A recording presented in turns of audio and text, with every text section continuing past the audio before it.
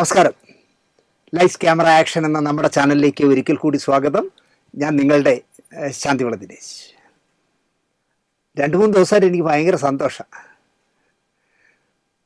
നമ്മുടെ ചാനലിനെ കാത്തിരിക്കുന്ന എത്ര പേരുണ്ടെന്ന് അറിഞ്ഞത്, നടിയെ ആക്രമിച്ച കേസിൻ്റെ വിധി പറഞ്ഞിട്ടും നമ്മുടെ ചാനലിലൊരു പ്രോഗ്രാം വരാത്തതിന് പരിഭവം പറഞ്ഞുകൊണ്ട് ഒരുപാട് പേർ എന്നെ വിളിച്ചപ്പോഴും ലോകത്തെവിടെയൊക്കെയോ നിന്ന് വിളിച്ചപ്പോഴും അപ്പോഴാണ് ഞാൻ മനസ്സിലാക്കുന്നത് നമ്മുടെ ചാനൽ വരുന്ന പ്രോഗ്രാം കാണാനായിട്ട് ആരെല്ലാം എവിടെയെല്ലാം കാത്തിരിക്കുന്നു. എല്ലാവരും പറയുകയാണ്, ചേട്ടാ 8 വർഷം ഇതിനു വേണ്ടി ചേട്ടൻ മെനക്കെട്ടിട്ട് ഒരു സന്തോഷ വർത്തമാനം കേൾക്കുമ്പോൾ അതിനെക്കുറിച്ച് ഒരു എപ്പിസോഡ് നമ്മുടെ ചാനലിൽ പോലും വന്നില്ല, ചേട്ടാ ഒരു ചാനലിലും പോയില്ല, എന്ത് ചേട്ടാ ഇങ്ങനെ ചെയ്തേ? അപ്പോൾ ഞാൻ പറഞ്ഞു, എനിക്ക് അങ്ങനെയാണ്, എനിക്ക് പെട്ടെന്ന് ചെയ്യാൻ പറ്റില്ല, എനിക്ക് കാര്യകാരണങ്ങളൊക്കെ അറിയണ്ടേ. അതുമാത്രമല്ല, തിലകൻ ചേട്ടൻ്റെ 3 എപ്പിസോഡാണ് വെള്ളിയാഴ്ചയും ബുധനാഴ്ചയും വെള്ളിയാഴ്ചയും വരുന്നതെന്ന് നമ്മൾ നേരത്തെ പറഞ്ഞു പോയി. ആ 3 എപ്പിസോഡ് പോകാതെ ഇനി ലോകം ഇടിഞ്ഞു വീണാലും നമ്മൾ പറയില്ല. എന്തായാലും ആ പ്രോഗ്രാം കണ്ടിട്ട് ഒരുപാട് പേര്, ചേട്ടാ ആ പബ്ലിക് പ്രോസിക്യൂട്ടർമാരൊക്കെ രാജിവെച്ചില്ലേ, അത് ഞങ്ങൾ കരുതിയത് പക്ഷപാതപരമായി ജഡ്ജി ഇടപെട്ടതുകൊണ്ടായിരിക്കാം എന്നാണ്, അതിൻ്റെ യഥാർത്ഥ കാരണം ആദ്യമായിട്ട് കേൾക്കുന്ന ചേട്ടൻ്റെ എന്നാണ് എന്നൊക്കെ പറഞ്ഞ് ഒരുപാട് സന്തോഷത്തോടെ സംസാരിച്ചു.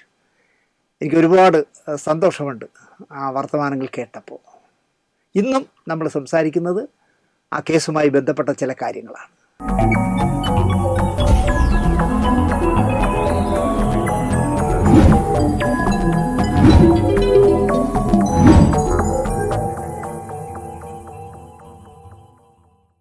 നമസ്കാരം.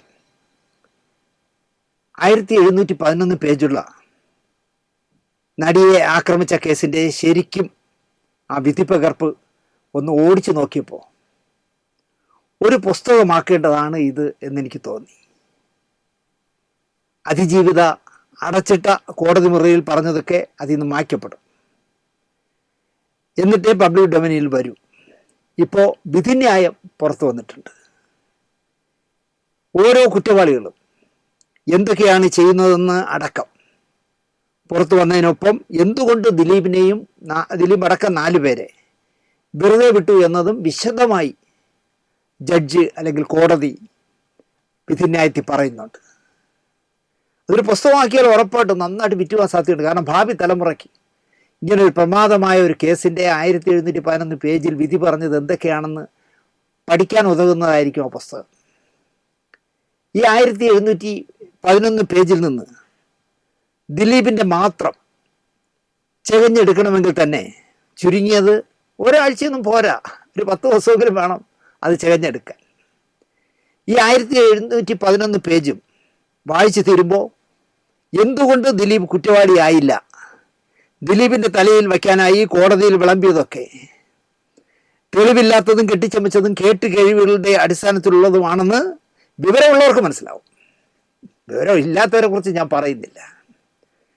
ഈ 1711 പേജുകളുമായി ഏതുവരെ പോയാലും, ഹൈക്കോടതി, സുപ്രീം കോടതി, അങ്ങനെ ഏതുവരെ പോയാലും കുറേയേറെ സമയവും അതിലേറെ പണവും ഒഴുക്കാം എന്നല്ലാതെ ഒന്നും സംഭവിക്കില്ല എന്നും കൃത്യമായി ഇത് വായിച്ചാൽ മനസ്സിലാവും. ഇപ്പോൾ ഇവിടെ സർക്കാർ സജി ചെറിയാൻ തുള്ളിക്കൊണ്ടിരിക്കുകയല്ലേ പോകുന്നു. ആരൊക്കെ പറഞ്ഞു കേട്ടു, ബിനോയ് വിശ്വം ഒന്നും ഇങ്ങനെ പറയാൻ പാടില്ലാത്തതാണ്. പക്ഷേ എനിക്ക് തോന്നുന്നു ആരും വഴക്ക് പറയാതിരിക്കാൻ, കളിയാക്കാതിരിക്കാനായിരിക്കും ഈ ചുമ്മാ അടിച്ചു വിടണേ. എനിക്ക് ഈ 1711 പേജിലെ പ്രധാന പോയിന്റുകൾ വായിച്ചപ്പോൾ ഇതൊരു ചുക്ക് സംഭവിക്കില്ല എവിടെ പോയാലും.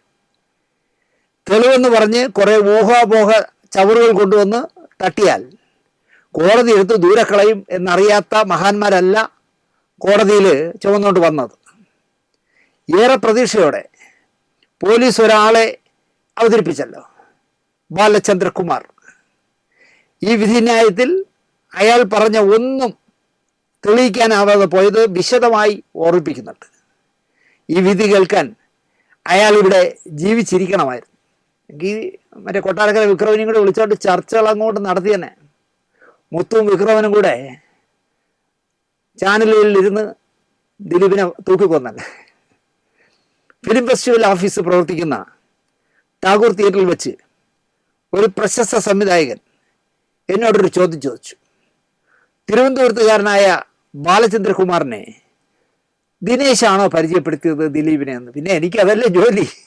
ദിനേശാണോ ഈ തിരുവനന്തപുരത്തുകാരനായ ഈ വിവരദോഷിയെ ദിലീപിന് പരിചയപ്പെടുത്തിയത്? അതെന്താ താങ്കൾ അങ്ങനെ ചോദിച്ചത് എന്ന് ഞാൻ അദ്ദേഹത്തോട് തിരക്കി. സൂപ്പർ മെഗാ ഹിറ്റുകൾ കൊടുത്ത പല സംവിധായകരെയും നിർമ്മാതാക്കളെയും തിരക്കഥാകൃത്തുക്കളെയും പോലും ദിലീപ് ഒഴിവാക്കുകയോ ഗ്യാപ്പിടുകയോ ചെയ്യുമ്പോൾ എങ്ങനെ ഒരു പൊട്ടപ്പടം ചെയ്ത ഈ മഹാനെ മാസങ്ങളോളം ദിലീപ് കൊണ്ടു നടന്നത് എന്നാണ് അദ്ദേഹത്തിന് അറിയേണ്ടത്. ന്യായമായതും ഉത്തരം പറയാൻ കഴിയാത്തതും ആയ ചോദ്യമാണത്. ഭക്തിയിൽ അന്ധമായി വിശ്വസിക്കുന്ന ആളാണല്ലോ ദിലീപ്. അത് മനസ്സിലാക്കിയ ദിലീപിനെ ആ വഴി വീഴ്ത്തിയിരിക്കാം ബാലചന്ദ്രകുമാർ എന്നാണ് എൻ്റെ വിശ്വാസം.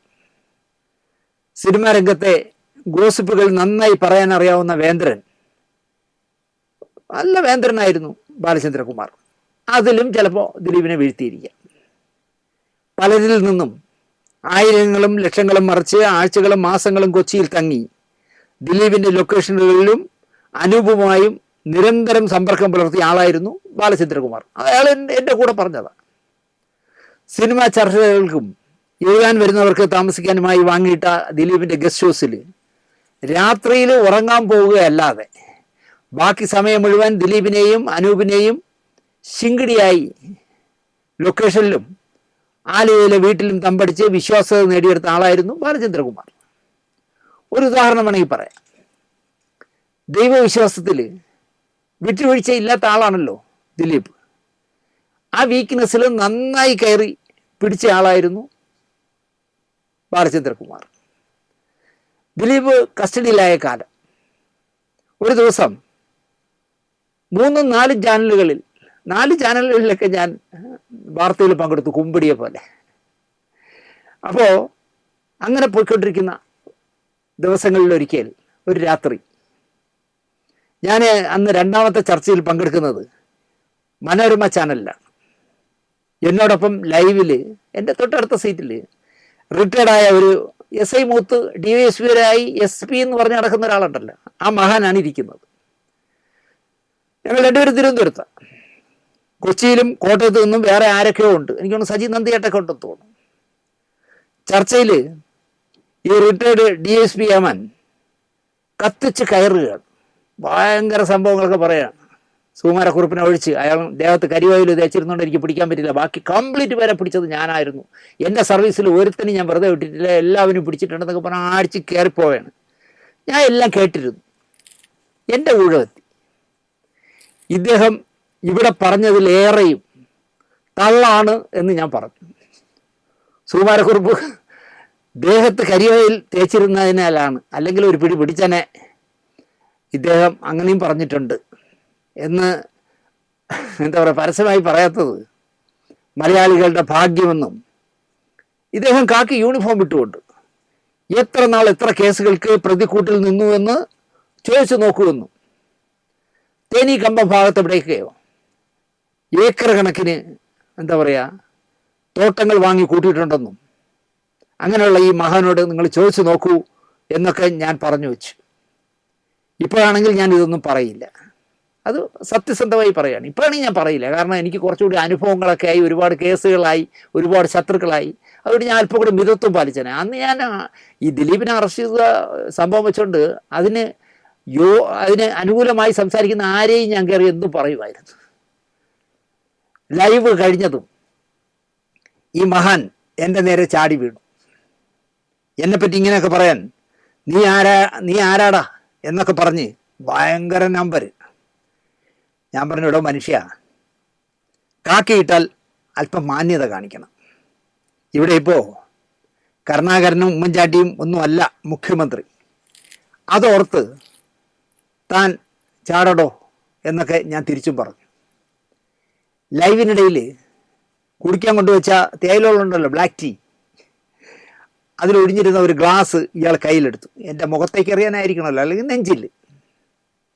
ഞാൻ അലർട്ടായി, ഇപ്പോൾ എറിയും എന്നെനിക്ക് തോന്നി. എറിഞ്ഞാൽ വലത്തേക്ക് മുഖം അങ്ങ് മാറ്റി കൊടുക്കണം. അപ്പോൾ ഗ്ലാസ് നേരെ ചെന്ന് മനോരമയുടെ ക്യാമറയുടെ ലെൻസിനെ എറിഞ്ഞുടയ്ക്കും. മനോരമയ്ക്ക് ഒരു 4-5 ലക്ഷം രൂപ സ്വാഹ എന്ന് പറയേണ്ടി വരും. ഇതിനിടയിൽ മനോരമ ന്യൂസിൻ്റെ ക്യാമറാമാന്മാരും അസിസ്റ്റന്റുമാരും എക്സിക്യൂട്ടീവും ഒക്കെ ചാടി വീണു. കുറേ പേർ അയാളെ പിടിച്ചു, കുറേ പേർ എന്നെ പിടിച്ചു. കാണിച്ചു തരാം എന്ന് പറഞ്ഞ് ഏമാൻ പുറത്തേക്ക് ചാടി കുതിച്ചു പോയി. ഇയാളൊക്കെ അടിയന്തരാവസ്ഥ കാലത്ത് എന്തൊക്കെ ചെയ്തിരിക്കുമെന്നാണ് ഞാൻ ആലോചിക്കുന്നത്. എൻ്റെ പകുതി ഉയരമുള്ള ഒരു ഏമാനാണ്. എന്നെ ഗ്ലാസ് എൻ്റെ മുഖത്തേക്ക് വല്ലതും എറിഞ്ഞിരുന്നെങ്കിൽ ഞാൻ തല മാറ്റുകയും അപ്പം തന്നെ ആ കുടവണ്ടി വയറിലിട്ടൊരു ചവിട്ട് കൊടുക്കും. ഇനി എവിടം വരെ കേസ് പറയേണ്ടി വന്നാലും ഞാൻ കൊടുത്തന്നെ. അതിന് റെഡിയായി മാനസികമായി തയ്യാറെടുത്താണ് ഞാൻ നിന്നത്. എറിഞ്ഞതുമില്ല, ഞാൻ ചവിട്ടിയതുമില്ല. ഞാനൊന്ന് നോർമലായി. ലിഫ്റ്റിൽ കയറാനായി ചെന്നു. അവിടെ ഇയാൾ ലിഫ്റ്റ് കാത്ത് നിൽക്കുകയാണ് ബട്ടൺ അടിച്ചിട്ട്. ഞാൻ ലിഫ്റ്റിന് മുന്നിൽ എത്തിയതും ഏമാൻ ചാടി കുതിച്ച് വീണ്ടും ഷൂട്ടിംഗ് ഫ്ലോറിലേക്ക് പോയി. നിങ്ങൾക്ക് തോന്നും ഒരു DSP ആയിരുന്ന ഒരാളെക്കുറിച്ച് ഇങ്ങനെയൊക്കെ പറയുന്നു, തള്ളായിരിക്കും ദിനേശിൻ്റെ എന്ന് നിങ്ങൾക്ക് തോന്നും.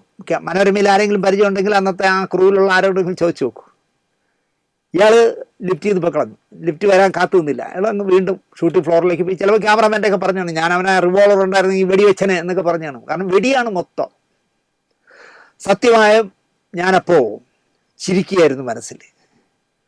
ഒപ്പം ഒരു കാര്യം ചിന്തിക്കുകയൂടി ചെയ്തു.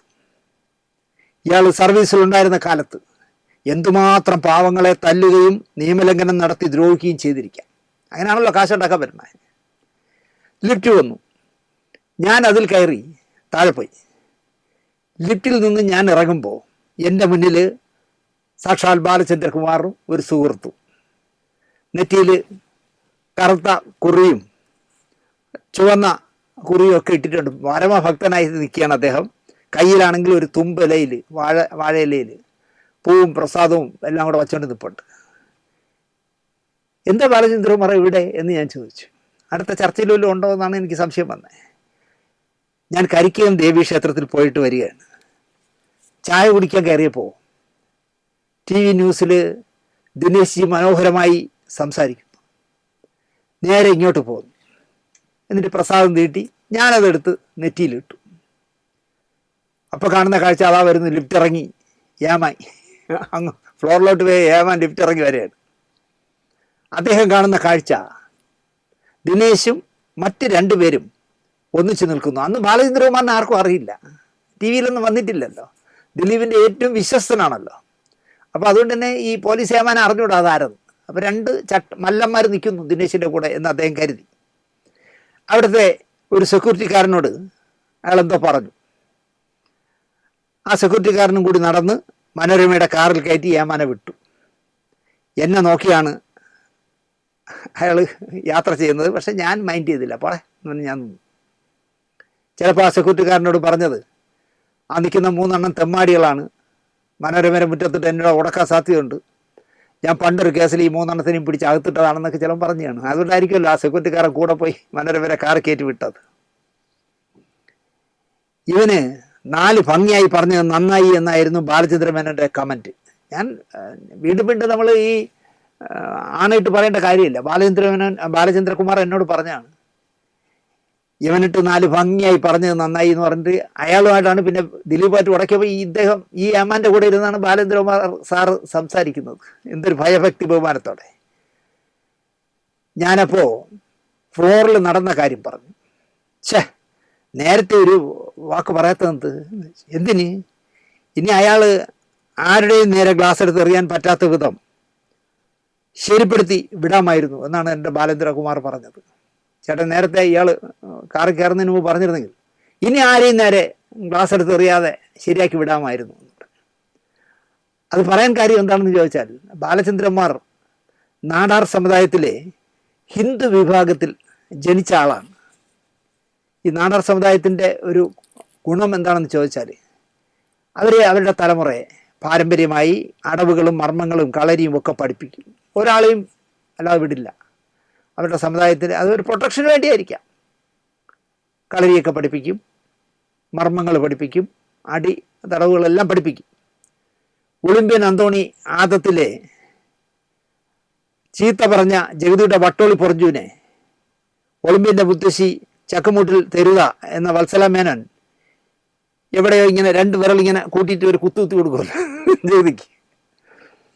അപ്പോൾ പിന്നെ ശ്വാസം കിട്ടാതെ ജഗതി കിടന്നതിൽ പിടയുന്ന കാണുമ്പോൾ നമുക്ക് തന്നെ കഷ്ടം തോന്നും. അതുപോലെ വല്ലതും കാട്ടാം എന്നാകും ബാലചന്ദ്രകുമാർ കരുതിയത് ഈ പോലീസ് ഏമാനിട്ട്. അയാളുടെ വിവരക്കേടിനെ അയാൾ അത് പറഞ്ഞു, അത് പോട്ടെ എന്നായി ഞാൻ. അപ്പോൾ പറഞ്ഞു, ബാലേന്ദ്രകുമാർ പറഞ്ഞു, ഞങ്ങൾ കരിക്കൽ ക്ഷേത്രത്തിൽ പോയി ദിലീപ് സാറിനെ ഒരു പ്രത്യേക പൂജയ്ക്ക് കാശടച്ചു, അതിൻ്റെ പ്രസാദമാണിത്. അപ്പം ഞാൻ ചോദിച്ചു, എന്ത് പ്രത്യേക പൂജ എന്ന് കേട്ടു. കരിക്കകത്ത് അങ്ങനെ ഒരു പൂജയുണ്ട്. അവിടെ 2 ദേവിമാരാണ്, അനിയത്തിയും ജ്യേഷ്ഠത്തിയും. വിളിച്ചാൽ വിളി കേൾക്കുന്ന അമ്പലമാണ് കരിക്കകം. നമ്മൾ അവിടെ പോയി ഒരു കാര്യം മനസ്സിൽ പ്രാർത്ഥിച്ച് കാശടച്ച് ഒരു ദേവിയുടെ വാതിൽ അടപ്പിക്കണം. കാര്യം നടന്നു കഴിഞ്ഞാൽ നമ്മൾ ചെന്ന് അടഞ്ഞ വാതിൽ തുറപ്പിക്കണം. ദിലീപ് സാറ് കേസിൽ നിന്നും ജയിച്ചു വരണമെന്ന് പ്രാർത്ഥിച്ച് ഞാൻ വാതിൽ അടച്ചിട്ട് വരികയാണ്. ജയിച്ചു വരുമ്പോൾ അദ്ദേഹത്തെ കൊണ്ടുവന്ന് ഞാൻ വാതിൽ തുറപ്പിക്കും. എന്തായി ജാമ്യം? എപ്പോഴേ ഞാൻ നടത്തിയെടുത്തതെന്ന് അറിയാമോ ദിനേശ് ജി? ദിലീപ് സാറ് ജാമ്യം കിട്ടാതെ അകത്ത് കിടക്കുന്നതാണ് അദ്ദേഹത്തിൻ്റെ അനിയനും അളിയനും ഒക്കെ ആഗ്രഹിക്കുന്നത്. ഞാൻ ഞെട്ടിപ്പോൾ ഇയാൾ കൂടെ നടക്കുന്നവൻ പറയുകയാണ്, ദിലീപ് സാർ അകത്ത് കിടക്കുന്നതാണെന്നേ അദ്ദേഹത്തിൻ്റെ അളിയനും അദ്ദേഹത്തിൻ്റെ അനിയനും ഒക്കെ ആഗ്രഹിക്കുന്നത്. അതെന്താ ബാലേന്ദ്രകുമാർ അങ്ങനെ? ഞാൻ തിരിച്ചു ചോദിച്ചു. ദിലീപ് സാറിൻ്റെ കോടികൾ എടുത്ത് കളിക്കാമല്ലോ. ആ കാവ്യ ഒരു പൊട്ടിയാണ്, ഇതൊന്നും ശ്രദ്ധിക്കില്ല. ഒരിക്കലും ഇങ്ങനെയൊക്കെ പറയല്ലേ ദിനേശി. ഇവരെ ആരെയും കണ്ടിട്ടില്ലല്ലോ. ഞാൻ അവരോടൊപ്പം അല്ലേ ഒരുപാട് കാലമായി, എനിക്കറിയാനാകും അതൊക്കെ എന്നാണ് മറുപടി പറഞ്ഞത്. പക്ഷെ അപ്പോഴെനിക്ക് സംശയം തോന്നിയില്ലെങ്കിൽ ഞാൻ അനൂപിനെയോ സൂരജിനെ വിളിച്ച് പറഞ്ഞേ, നിങ്ങളെപ്പറ്റിയൊക്കെ ഇങ്ങനെയൊക്കെയാണ് അയാൾ പറയണേ, നിങ്ങൾ സൂക്ഷിക്കണം എന്നെങ്കിലും ഞാൻ പറഞ്ഞേനെ. പക്ഷേ ദിലീപ് സാറിന് വേണ്ടി കരിക്കകത്ത് പോയി വാതിലടച്ച് പ്രാർത്ഥിച്ചിട്ടൊക്കെ വരുന്ന ഒരാൾ പാര വയ്ക്കുമെന്ന് എനിക്ക് തോന്നിയതേയില്ല. ദിനേശ് ജിക്ക് അറിയാമോ, ഞാൻ യവന്മാരോട് പറഞ്ഞു ഒരു 10 ലക്ഷം രൂപയും വാടകയ്ക്ക് ഒരു ബെൻസ് കാറും എടുത്തു തരാൻ. ഞാൻ ഇറക്കി കൊണ്ടുവരുമായിരുന്നു ദിലീപ് സാറിനെ. അതെങ്ങനെ? ദിലീപ് സാറിനെ ആദ്യമായിട്ട് പിടിച്ചകത്തിട്ട ഒരു ജഡ്ജി ഉണ്ടല്ലോ, അയാളൊരു ക്രിസ്ത്യാനിയാണ്, ഞങ്ങളുടെ സമുദായത്തിൽപ്പെട്ട ആളാണ്. അങ്ങനെ പഠിപ്പിച്ച അധ്യാപകനാണ് ഇപ്പോൾ നെയ്യാറ്റിങ്കര ബിഷപ്പ്. അദ്ദേഹത്തെ കണ്ടാൽ ഈ ജഡ്ജി എണീറ്റിരിക്കും കോടതിയിൽ. ഇപ്പോൾ പറഞ്ഞില്ലേ മറ്റേ ദിലീപ് കോടതിയിൽ ഇരിക്കുമ്പോൾ നമ്മുടെ ഹണിയം വർഗീസ് എന്ന് പറഞ്ഞ നിയമപാലക ഡൈസിലേക്ക് വന്നിട്ട് ദിലീപാ എന്ന് പറഞ്ഞ് തൊഴുതെന്ന് പറയുന്നില്ലേ, അതുപോലെയാണ് ഇയാൾ പറയണത്. ആ ജഡ്ജ് കോടതിയിൽ വാദം കേട്ടോണ്ടിരിക്കുകയോ പറഞ്ഞുകൊണ്ടിരിക്കുകയോ ചെയ്യുമ്പോൾ ഈ ബിഷപ്പായ അയാളെ പഠിപ്പിച്ചിട്ടുള്ള പഴയ അധ്യാപകൻ കയറി ചെന്നാൽ ഇനി ഞാൻ ഇരുന്നാലേ ഏത് കേസായാലും ശരി അയാൾ എഴിച്ചു നിന്ന് തൊഴുമെന്നാണ് ബാലചന്ദ്രകുമാർ എന്നോട് പറഞ്ഞത്. ഇപ്പോൾ അത് തന്നെയാണ് ഇപ്പോൾ ഒരു മരപ്പൊട്ടൻ പറഞ്ഞത് ദിലീപിനെ കണ്ടപ്പോൾ. എനിക്ക് ചിരിയാണ് പറഞ്ഞ സത്യത്തിൽ. ഇത്രയും മണ്ടന്മാർ ഈ നാട്ടിലുണ്ടല്ലോ എന്നുള്ളതാണ്. ഹണിയം വർഗീസ് എണീറ്റ് നിന്ന് ആ മാഡം തൊഴുതെന്ന് ആ ലെവലിലാണ് ബാലേന്ദ്രകുമാർ പറയുന്നത്. കോടതിയിലൊന്നും പോകണ്ട, അങ്ങേരുടെ വീട്ടിൽ പോകണം, കാണണം, കാര്യം പറയണം, തിരിച്ചു പോരണം, സംഭവം ഓക്കെ. നെയ്യാറ്റിങ്കര ബിഷപ്പ് ഹൗസിൽ ഞാനും ബിഷപ്പും കൂടി തിരിച്ചെത്തുമ്പോൾ അതിനു മുമ്പ് തന്നെ ദിലീപിന് ജാമ്യം കിട്ടി എന്നുള്ള വാർത്ത വരും. ഇതൊക്കെ നടക്കുന്ന കാര്യമാണ്. ദിനേശിക്ക് ഇതൊന്നും മനസ്സിലാവില്ല. ഞാൻ കാണിച്ചു തരാം. 10 ലക്ഷവും വാടകയ്ക്കൊരു ബെൻസും. പക്ഷെ അവന്മാർ അടുക്കുന്നില്ല. ഏവന്മാർ അനൂപും സൂരജും അടുക്കുന്നില്ല. കുറേ ദിവസം അവിടെ കിടക്കട്ട് എന്നായിരിക്കും അവന്മാരുടെ മനസ്സിൽ. കാവ്യോട് പറഞ്ഞില്ലേ, അതിന് രാവും പകലും അറിയില്ല. പിന്നെ ജാമ്യം എടുക്കുന്ന കാര്യം പറയുന്നു. ഹിന്ദു നാടാരായ ബാലചന്ദ്രകുമാർ നെയ്യാറ്റിങ്കര ബിഷപ്പ് ഹൗസിന് മുന്നിൽ ഒരു കൊടിമരത്തിൻ്റെ മുന്നിൽ ചാരി നിന്നുകൊണ്ട് ഫോട്ടോകളൊക്കെ എടുത്തത് എനിക്ക് കാണിച്ചു തന്നു. അവിടെ വെച്ച് പിരിഞ്ഞു. നമുക്ക് വീണ്ടും കാണാം എന്നുള്ള ഉറപ്പിൽ പിരിഞ്ഞു. ഞാനും അനൂപും ദിലീപ് സാറിനെ കാണാൻ പോയിരുന്നു. ദിനേശിയെ പറ്റിയൊക്കെ സംസാരിച്ചു. ഒന്ന് കാണാൻ പോണ്ടേ നമുക്ക്? ആരെ? ദിലീപിനെ ജയിലിൽ പോയി കാണണ്ടേ എന്നാണ് ചോദിക്കണേ. കാണാനുള്ള ഏർപ്പാടുകൾ ഞാൻ ചെയ്യാം, ഞാൻ തന്നെ കൊണ്ടുപോവുകയും ചെയ്യാം. ഞാൻ പറഞ്ഞു വേണ്ട, എന്നെ അറിയാത്ത ആളല്ലേ ദിലീപ്. മാത്രമല്ല ജയിലഴിയിൽ നിൽക്കുന്ന അയാളെ കണ്ടാൽ ഒരു പരിചയവുമില്ലാത്ത ആളാണ് ഞാനെങ്കിലും ചിലപ്പോൾ ഞാൻ വല്ലാതാവും. ഈ വർത്തമാനവും അടുപ്പം തുടർന്നു. ഞാനുമായിട്ടുള്ള വർത്തമാനവും അടുപ്പമൊക്കെ തുടർന്നു. ഇടയ്ക്കിടെ വീട്ടിൽ വരും. ദിവസവും ഫോണിൽ പലതവണ വിളിക്കും. ചിലപ്പോൾ വിളിക്കുന്നത് ദിലീപിൻ്റെ വീട്ടിൽ നിന്നായിരിക്കും, ചിലപ്പോൾ ദിലീപിൻ്റെ ഗസ്റ്റ് ഹൗസിൽ നിന്ന് വിളിക്കും, ചിലപ്പോൾ തിയേറ്ററിൻ്റെ മുന്നിൽ നിന്ന് വിളിക്കും, അല്ലെങ്കിൽ ഇവിടെ നെയ്യാറ്റിൻകരയുള്ള വീട്ടിൽ നിന്ന് വിളിക്കും. ഇങ്ങനെ എപ്പോഴും 1-2 പ്രാവശ്യം ദിവസം വിളിക്കും. ദിലീപ് ജാമ്യത്തിൽ ഇറങ്ങിയപ്പോഴും അദ്ദേഹത്തെ നേരിട്ട് കാണാൻ പോകാൻ എന്നെ ബാലചന്ദ്രകുമാർ ഒരുപാട് നിർബന്ധിച്ചു. ഞാൻ പോയില്ല. ഞാൻ എവിടെയെങ്കിലും വെച്ച് നേരി കണ്ടോളാമെന്ന് മറുപടി കൊടുത്തു. കൊറോണയും പ്രശ്നങ്ങളുമായി ലോകം തന്നെ നിശ്ചലമായി. അവിടുന്ന് കൊറോണയിൽ നിന്ന് നമ്മൾ മോചിതരായി. ചില നിബന്ധനകളോടെ തിയേറ്ററുകൾ തുറക്കാൻ സർക്കാർ അനുവദിച്ചു. ഒരു സീറ്റ് ഇടവിട്ട് ടിക്കറ്റ് കൊടുക്കാനാണ് സർക്കാർ പറഞ്ഞത്. അത് ഓർഡറായി. മോഹൻലാലിൻ്റെ കുഞ്ഞാലി മരയ്ക്കാറ് റിലീസായി. ഈ ചിത്രം തിയേറ്ററുകളിൽ കളിക്കാതെ OTT വഴി റിലീസ് ചെയ്യാൻ ആൻ്റണി പെരുമ്പാവൂർ തീരുമാനിച്ചു. അത് വലിയ വിവാദമായി. ഞാൻ അതേക്കുറിച്ച് നമ്മുടെ ലൈറ്റ്സ് ക്യാമറ ആക്ഷനിൽ ഒരു എപ്പിസോഡ് ചെയ്തു. അതിൽ സിനിമ തിയേറ്ററിൽ കാണേണ്ടതാണ്, OTTയിൽ വിറ്റ് കോടികൾ അടിക്കേണ്ടതല്ല എന്നൊക്കെ പറഞ്ഞ് തിയേറ്ററുകാരെ ന്യായീകരിച്ച് ഞാൻ സംസാരിച്ചു. ആൻ്റണി OTTയിൽ പടം വിറ്റെടുക്കാൻ ഇറങ്ങുമ്പോൾ മോഹൻലാൽ അത് തടയണ്ടേ എന്നൊക്കെ ഞാൻ വച്ച് കാച്ചി. സിനിമ തിയേറ്റർ ഉടമകളുടെ സംഘടനയായ ഫിയോക് എന്ന സംഘടനയുടെ മുതലാളിമാർക്ക് ഞാനൊരു പ്രിയപ്പെട്ടവനായി മാറി. അതോടെ ഫിയോക്കിൻ്റെ ഒരു നേതാവ് കാട്ടാക്കടയിൽ തിയേറ്റർ സമുച്ചയം നടത്തുന്ന ഒരു അനിലാണ്. തൻ്റെ തിയേറ്ററിൽ വന്ന് ഒരു സിനിമ കാണാൻ അനിൽ എന്നെ വിളിച്ചു.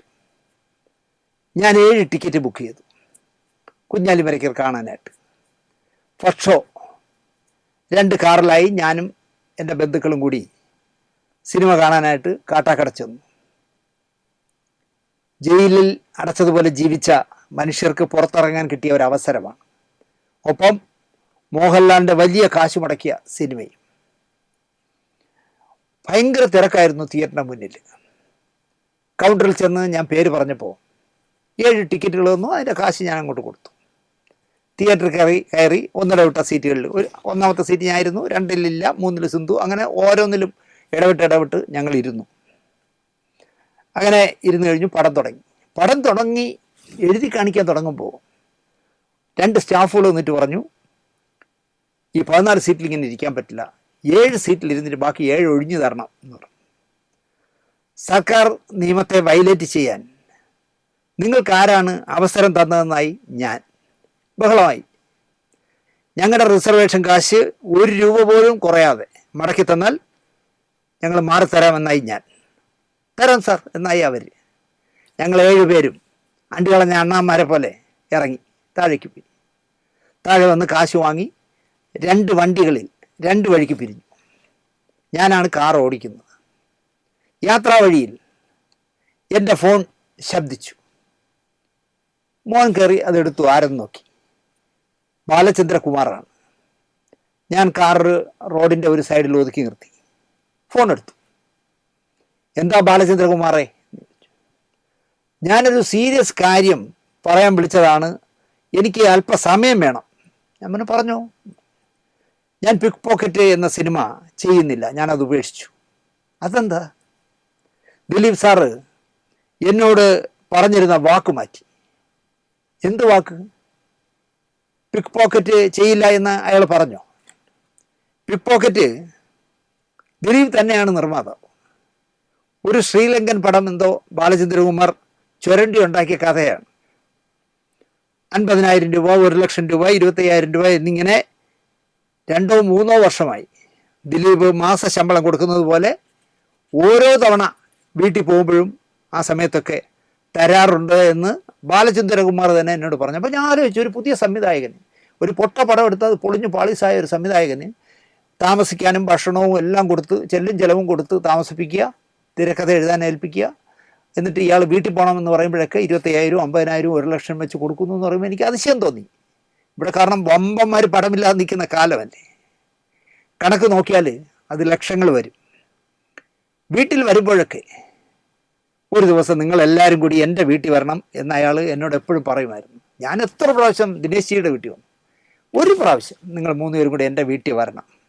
അക്കാലത്ത് ചൊവ്വാഴ്ചകളിൽ കമുകിൻകോട് എന്ന് പറഞ്ഞ ഒരു ഗ്രാമത്തിൽ അവിടെ ഒരു പള്ളിയുണ്ട്, ചെറിയ പള്ളി. ആ പള്ളിയിൽ പോകുന്ന ഒരു ശീലം ഉണ്ടായിരുന്നു ഞങ്ങൾക്ക്. അവിടെ നിന്നാണ്, അതിൻ്റെ കുറച്ചടുത്താണ് ബാലചന്ദ്രകുമാറിൻ്റെ വീട്. എനിക്ക് അവിടുത്തെ ആംബിയൻസ് ഭയങ്കര ഇഷ്ടമാണ്. ആ കോറസൊക്കെ പാടുന്ന ഭയങ്കര മനസ്സിനെ എന്താ പറയുക, തരളിതമാക്കും. ഒരു നാൾ ഞങ്ങൾ 3 പേരും കൂടി പള്ളിയിൽ പോയിട്ട് ഇയാളുടെ വീട്ടിൽ പോയി. രാത്രി 7 മണിക്ക് ശേഷമാണ് ഈ പള്ളിയിൽ പോണേ. അവിടുത്തെ ചടങ്ങെല്ലാം കഴിഞ്ഞിട്ട് ഇയാളുടെ വീട്ടിലേക്ക് ചെന്നു. നല്ല സ്വീകരണം, നല്ല ഭക്ഷണമൊക്കെ തന്നു. മനോഹരമായ ഒരു വീടാണ്, വില കൂടിയ ഫർണിച്ചറുകൾ, ആർട്ട് ഡയറക്ടർ സെറ്റിട്ടതുപോലെ കളർഫുള്ളായ പെയിൻറ്റിങ്. വർത്തമാനം തുടങ്ങിയത് തന്നെ, ദിനേശി, എൻ്റെ ദിലീപ് സാർ വച്ചു തന്ന ഭവനമാണിത്. എനിക്ക് കള്ളം പറയേണ്ട കാര്യമില്ല, അയാളുടെ ഭാര്യയുടെ പ്രസൻസിലാണ് എൻ്റെ പറഞ്ഞത്. എൻ്റെ ദിലീപ് സാർ വച്ചു തന്ന ഭവനമാണിത്. എത്ര ചിലവായി എന്ന് എനിക്ക് സത്യത്തിൽ കറക്റ്റായിട്ട് കണക്ക് പോലും അറിയില്ല. ഇങ്ങനെ പറഞ്ഞ ആളാണ് ബാലചന്ദ്രകുമാർ. അയാളിതാ പറയുന്നു, പിക് പോക്കറ്റ് എന്ന പ്രോജക്റ്റ് ഇവിടെ അവസാനിക്കുന്നു. ഞാൻ ചോദിച്ചു, എന്തു പറ്റി ബാലചന്ദ്രകുമാറെ? പറഞ്ഞിരുന്ന സമയത്ത് ഈ പടം നടക്കില്ല എന്നിപ്പോൾ പറയുന്നു. എനിക്ക് അടുത്ത പ്രോജക്റ്റായി ഈ പടം ചെയ്തേ പറ്റൂ. പുള്ളിക്ക് 3 പടം കഴിയണം ഇത് ചെയ്യാനെന്നാണ് ഇന്നലെ എന്നോട് പറഞ്ഞത്. ജോഷിയുടെ അടക്കം, ജോഷി സാറല്ല, ജോഷിയുടെ അടക്കം 3 പടം കഴിഞ്ഞ് ചെയ്യാമെന്നാണ് അദ്ദേഹം പറയുന്നത്. എൻ്റെ പടം പറഞ്ഞ സമയത്ത് തന്നെ ചെയ്തു കൊടുക്കണമെന്ന് ദിനേശ് ജി ഒന്ന് സംസാരിക്കണം. അതിനാണ് ഞാൻ ഇപ്പോൾ വിളിച്ചത്. ദിലീപേ, അത് ശരിയല്ല. നിങ്ങളുടെ കൂടെ 2-3 വർഷം നടന്നേല്ലേ, അയാളുടെ പടം ആദ്യം ചെയ്തു കൊടുക്കണം കേട്ടോ എന്ന് ഞാൻ പറയണം. ഞാൻ പറഞ്ഞാൽ കേൾക്കും എന്നാണ് അയാൾ പറയുന്നത്. അത് പറയാനുള്ള പരിചയം എനിക്ക് ദിലീപിനോട് ഇല്ലല്ലോ ബാലേന്ദ്രകുമാറെ. അത് മാത്രമല്ല, അത്രയും അടുപ്പമുള്ള ബന്ധമോ സ്വാതന്ത്ര്യമോ എനിക്കുണ്ടോ ബാലേന്ദ്രകുമാർ പറ? ജയിലിൽ കിടന്നിട്ട് അയാൾ പുറത്തിറങ്ങിയപ്പോൾ പോലും കാണാൻ പോകാത്ത, അയാളെ ആവശ്യമില്ലാതെ ഇന്ന് വരെ വിളിച്ചിട്ടില്ലാത്ത ഞാൻ എങ്ങനെ പറയും ബാലേന്ദ്രകുമാറെ? ഉണ്ട്, അത് താങ്കൾക്ക് അറിയാഞ്ഞിട്ടാണ്. എനിക്കറിയാം അദ്ദേഹത്തെ. താങ്കളെ ഇപ്പോൾ അദ്ദേഹത്തിന് വേണം. വിധി വന്നാൽ താങ്കളെയും തഴയുമായിരിക്കും എന്നെ പോലെ. എന്തായാലും അതുവരെ താങ്കളെ അദ്ദേഹം ഒന്നും പറയില്ല. താങ്കൾ പറയുന്നത് കേൾക്കും. ജാമ്യത്തിലിറക്കാൻ ഞാൻ എത്ര കഷ്ടപ്പെട്ടു, അതുവരെ മതി എന്നെ.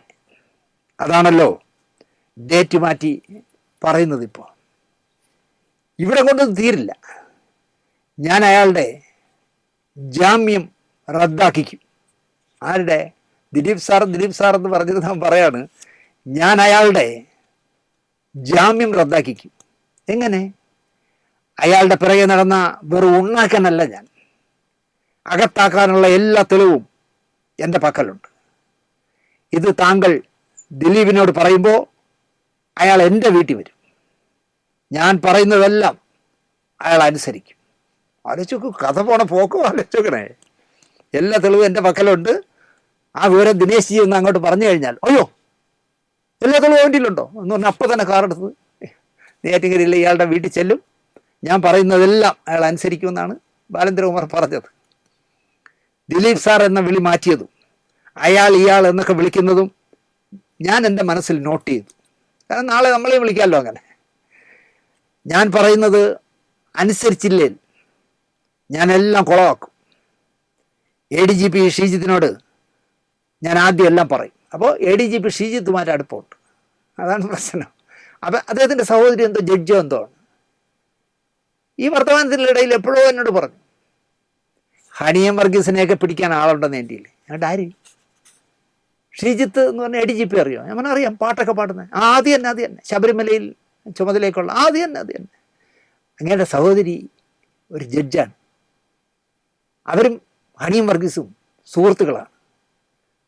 ഒരു 10 ഇറക്കിയാൽ എല്ലാം 10 ലക്ഷമാണ്. എനിക്ക് തരാമെന്ന് പറഞ്ഞതും 10 ലക്ഷമാണ്.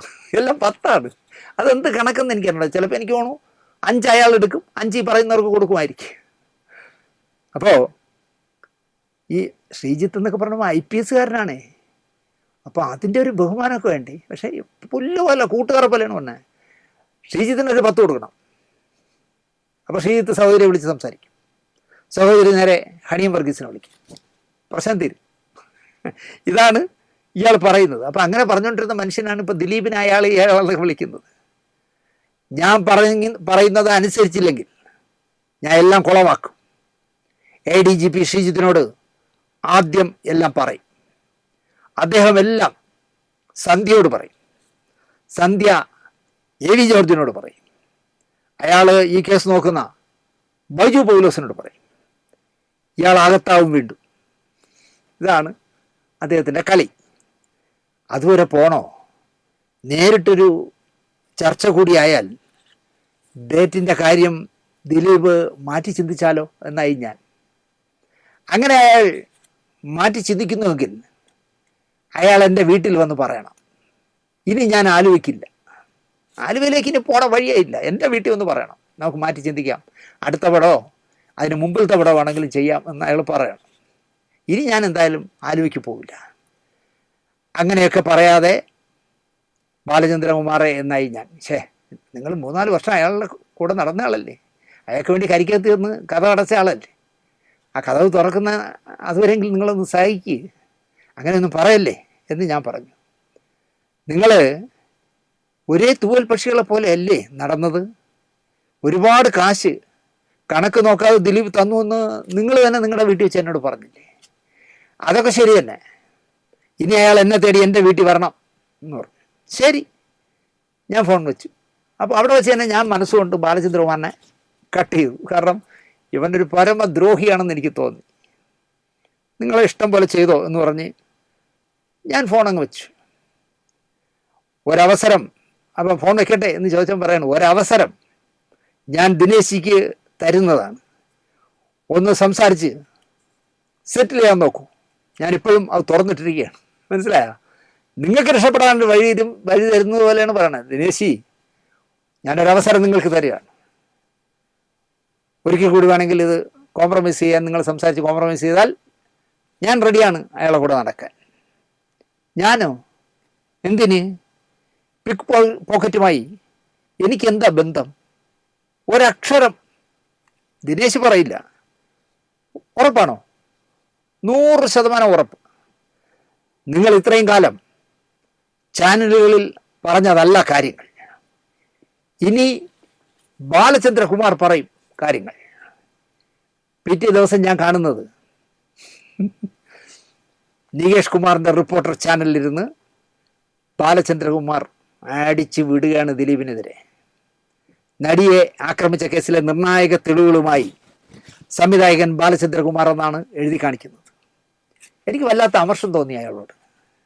ഒരു നേരത്തെ ഭക്ഷണം ദിലീപിനൊപ്പം കഴിച്ച നന്ദിയുണ്ടെങ്കിൽ, 1 രൂപ തന്ന് സഹായിച്ചിട്ടുണ്ടെങ്കിൽ, അയാളുടെ വീട്ടിൽ കിടന്ന് ഉറങ്ങിയിട്ടുണ്ടെങ്കിൽ ചെയ്യാൻ പാടില്ലാത്ത കാര്യമാണ് ബാലചന്ദ്രകുമാർ ചെയ്യുന്നത് എന്ന് ഞാനൊന്ന് ഉറപ്പിച്ചു. പവൻ വിലയുള്ള ബാലചന്ദ്രകുമാർ സാറിൻ്റെ 1 മിനിറ്റ് വായ്മൊഴിക്കായി വമ്പൻ ചാനലുകാർ പിറകെ നടക്കുന്നതാണ് പിന്നെ കണ്ടത്. കേസ് ഓപ്പൺ ചെയ്തു. വിധി പറയാതിരിക്കുമ്പോഴാണല്ലോ ഇയാളുടെ എൻട്രി. എല്ലാം കറക്റ്റ് ടൈമിലാണ്. അങ്ങനെ കേസ് വീണ്ടും ഓപ്പൺ ചെയ്തു. ഈ കാണിക്കുന്നതൊക്കെ നന്ദിയില്ലായ്മയാണെന്ന് ഏതോ അന്തിച്ചർച്ചയിൽ ഞാൻ പറഞ്ഞു. അന്ന് ഞാൻ സജീവമായി പോകുന്ന കാലമാണല്ലോ. അതുകൊണ്ട് ഇതൊരു നന്ദി കേട്ട പ്രവൃത്തിയാണ് ഇയാൾ കാണിക്കുന്നതെന്ന് പറഞ്ഞു. പിന്നെ പലതിലും ഞാൻ ഇക്കാര്യം വീണ്ടും പറഞ്ഞു. ഈ ബാലേന്ദ്രകുമാർ വിശ്വസിക്കാൻ കൊള്ളുന്നവനല്ല, അയാൾ ഈ കാണിച്ചത് ശരിയല്ല എന്നൊക്കെ പറഞ്ഞ് ഞാൻ വീണ്ടും പറഞ്ഞു. പിന്നെ കാണുന്നത് ആലുവയിലോ മറ്റോ ഉള്ള ഒരു റിസോർട്ടിലിരുന്ന് ബാലചന്ദ്രകുമാർ എന്ന മുത്തുവും കൊട്ടാരക്കര വിക്രമനും എനിക്കെതിരെ കഥ പറയുകയാണ്. ഈ ദിനേശ് വിളിക്കാരൻ, അപ്പം ദിനേശ് ജി എന്നാണ് വിളിച്ചോണ്ടിരുന്നത്. ബാലചന്ദ്രകുമാർ പറയാണ്, ഈ ശാന്തിയുള്ള ദിനേശ് എന്ന ചെറ്റേണ്ടല്ല, അവൻ പരമ ബോറനാണ്. ഏത് ദിനേശ് ജി? തലേദിവസം വരെ ദിനേശ് ജി, പിറ്റേ ദിവസം കൊട്ടാരക്കര വിക്രമൻ്റെ പറയാണ്, അല്ല വിക്രമൻ്റെ പറയാണ്, ഈ ദിനേശ് എന്ന് പറഞ്ഞവനെ പരമച്ചേറ്റയാണ്, പരമബോറനാണ്. അവൻ ആ അതിജീവിതയ്ക്ക് എതിരെ എന്തെല്ലാം പറയുന്നു, ഞാൻ ഒന്നും പറഞ്ഞിട്ടില്ല അവളെ പറ്റി. അപ്പോൾ കൊട്ടാരക്കര വിക്രമൻ്റെ മറുപടിയാണ് അതിനേക്കാളും രസം. ഈ നടിയുടെ സഹോദരൻ ഞാനായിരുന്നെങ്കിൽ ഞാൻ അവൻ്റെ കാല് വെട്ടിയെടുത്തേനെ. അപ്പം വിക്രമൻ അല്ല മുത്തു ഞാനും ചെയ്തന്നെ, ഏത് എൻ്റെ കാലിന് വെട്ടുവന്നു. ഒരു ദിവസം 24 മണിക്കൂർ കഴിഞ്ഞപ്പോൾ പറയുന്ന ഡയലോഗാണ്. ഈ ചർച്ച പിന്നെ പല ചാനലുകളിലുമായി. പിന്നെ അറിയുന്നു കിഡ്നികൾ അടിച്ചുപോയ ബാലചന്ദ്രകുമാറിൻ്റെ ചികിത്സയ്ക്കായി കൊട്ടാരക്കര വിക്രമനും തിരുവനന്തപുരത്ത് ശബ്ദം കടം നൽകുന്ന സ്ത്രീയും കൂടി കാപ്പാത്തും ഗോവ എന്ന് പറഞ്ഞ് പിരിവ് നടത്തുന്നു എന്നാണ്. എത്ര പിരിച്ചു, എത്ര കൊടുത്തു, എത്ര വിഴുങ്ങി, ഒന്നും എനിക്കറിയില്ല. നമുക്ക് തെളിവില്ലാതെ ഒന്നും പറയാൻ പറ്റില്ല. എനിക്ക് ആൾ അവസാനമായി കാണണമെന്നൊക്കെ ഉണ്ടായിരുന്നു, പക്ഷെ ഞാൻ പോകാത്തതാണ്. കാരണം ഞാൻ ദിലീപിൻ്റെ സ്പൈ ആയിട്ടായിരിക്കും ചെന്നത് എന്ന് ചിലപ്പോൾ അയാൾക്ക് തോന്നാം. എത്ര നമ്മളെ ദ്രോഹിച്ചാലും മരണത്തോട് അടുക്കുമ്പോൾ സുകുമാർ അഴീക്കോടിനോടും മോഹൻലാൽ ചെയ്തതുപോലെ ഒന്ന് പോയി കാണാം, അവസാനമായി ഒന്ന് പോയി കാണാമെന്നാണ് ഞാൻ വിചാരിച്ചത്. കാരണം അയാളുടെ വീട്ടിൽ നിന്ന് ഞാൻ ഭക്ഷണം കഴിച്ചിട്ടുണ്ട്. എൻ്റെ വീട്ടിൽ നിന്ന് കഴിച്ചത് ഞാൻ പറയുന്നില്ല. അയാളുടെ വീട്ടിൽ പോയി ഞാനും ഭാര്യയും മോനും ഭക്ഷണം കഴിച്ചിട്ടുണ്ട്. അയാളുടെ ഭാര്യയോടും കുട്ടികളോടൊക്കെ ഒരുപാട് നേരം മിങ്കിൾ ചെയ്തതാണ്. അതുകൊണ്ട് തന്നെ ഒന്ന് പോയി കാണാമെന്ന് വിചാരിച്ചു. ചിലപ്പോൾ അയാളുടെ ഭാര്യ പറയും കിടക്ക് പുറത്ത് എന്ന് ചിലപ്പോൾ പറയാം, എങ്കിലും പോകാമെന്നൊക്കെ വിചാരിച്ചാണ്. അപ്പോൾ ഇപ്പോഴിതാ എല്ലാ തെളിവുകളും ബാലചന്ദ്രകുമാർ സമർപ്പിക്കപ്പെട്ടതിനാൽ കേസ് റീ ഓപ്പൺ ചെയ്യില്ല. ബാലചന്ദ്രമേനോൻ്റെ വെളിപ്പെടുത്തലുകൾ മുഴുവൻ ഉണ്ടയില്ല വെടിയായിരുന്നു എന്ന് കോടതി എഴുതിയിരിക്കുന്നു. ഇനി അത് ഓപ്പൺ ഒന്നും ചെയ്യണ്ട, അതൊരു ഉണ്ടയില്ല വെടിയാണ് അയാൾ വെച്ചത്. ഒരു തെളിവും അതിലില്ല. ഇങ്ങനെയുള്ള കുറേ അക്ഷരങ്ങൾ മാത്രമേ ഉള്ളൂ റെക്കോർഡ് ചെയ്ത് വച്ചിരിക്കുന്നത്. ഏറ്റവും ലേറ്റസ്റ്റ് വാർത്ത, കോടതിയിൽ ശിക്ഷ പ്രഖ്യാപിക്കും മുമ്പ് വിധി ചോർന്നു എന്നതാണ്. അതിനെപ്പറ്റി അന്വേഷിക്കണമെന്ന് കാണിച്ച് ഈ കേസ് അന്വേഷിച്ച DSP ബൈജു പൗലോസ് DGPക്ക് പരാതിയും കൈമാറിയിരിക്കുന്നു. ഞാൻ പറയുന്നതും ഇക്കാര്യം വേറൊരു ടീമിനെ കൊണ്ട് അന്വേഷിപ്പിക്കണം എന്ന് തന്നെയാണ്. കോടതിയിൽ വരാത്ത ദിവസം തന്നെ ദിലീപ് കൊല്ലുമെന്ന് ഭീഷണിപ്പെടുത്തി കോടതിയിൽ വെച്ച് എന്ന് ഉണ്ടയില്ലാ വെടി വച്ച ഏമാൻ്റെ പരാതി അന്വേഷിക്കണം എന്ന് തന്നെയാണ് ഞാനും പറയുന്നത്. ആരൊക്കെ ഈ കേസിൽ പെടുമെന്ന് കാണാമല്ലോ. എന്തായാലും 1711 പേജിലെ കേസിൻ്റെ വിധിയുടെ നാൾ വഴികൾ ബാലചന്ദ്രകുമാർ എന്ന പഴയ റിപ്പോർട്ടറിൻ്റെ മാനസപുത്രൻ വച്ച ഉണ്ടയില്ലാ വെടി അതൊന്നും പൊട്ടിയില്ല എന്ന് ഉറപ്പായും ഈ കോടതി വിധി വ്യക്തമാക്കുന്നു. എന്തൊക്കെയാ പറഞ്ഞത്?